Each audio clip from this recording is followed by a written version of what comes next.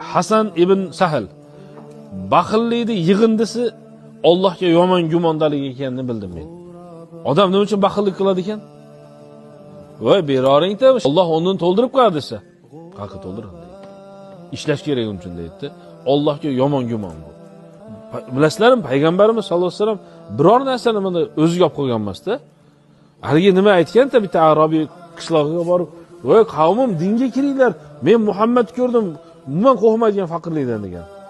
Kambag'allikdan qo'rqmaydi ekan degan. Berib tashlavergan nimaga desa, misol uchun o'ylanglar-da mana. Palonchi boyda bolasi bor. Bunda pulni ko'kka sovurib yuboradi. Nima uchun ko'kka sovuradi? Dadasiga ishonadi, dadasining puli bor.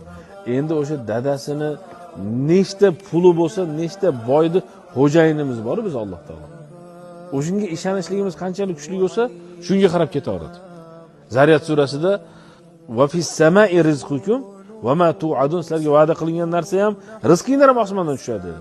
Endi muammo joyini aytaymi? Rizqingizni berayotgan zotga nima qilyapsiz degan savol. Baxilligimiz shunda tegib. Endi siz bilan menga Alloh taolo nima rizq berib bermayapti? Va in ta'uddu ni'matallohi la tuhsuha. Tugatolmaydigan darajadamizda Alloh taolo ne'matlarini sanab tugatolmaymiz. Lekin ming afsuski unutib qolamiz ekan. Oyatdan keyingi oyat nima bilasizlar? Fa va robbis samai val ard innahu la haqqun misla ma annakum tantiqun. Bu haq, bu rizqinglar aniq deyapti Alloh taolo. Ya'ni bu yerda mana Hasan ibn Sahlning so'ziga e'tibor beringlar. Baxillik yig'indisi nima ekan?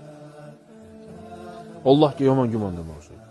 Voy bandam beraman, sen beraver desa, rostdan berasanmi, Xudoyim deganga o'xshayapti bu. Va davomida va sahiylikni yig'indisi Allohga yaxshi gumonda deb bildim. Olimlar so'zi bor-da, qayerdagi din dushmanlari, kofirlarga, yahudlarga Alloh taolo rizqini beryapti, bizga bermaydi o'ylaysizlarmi degan. Iymonimiz qanchaligini sinashlik bu.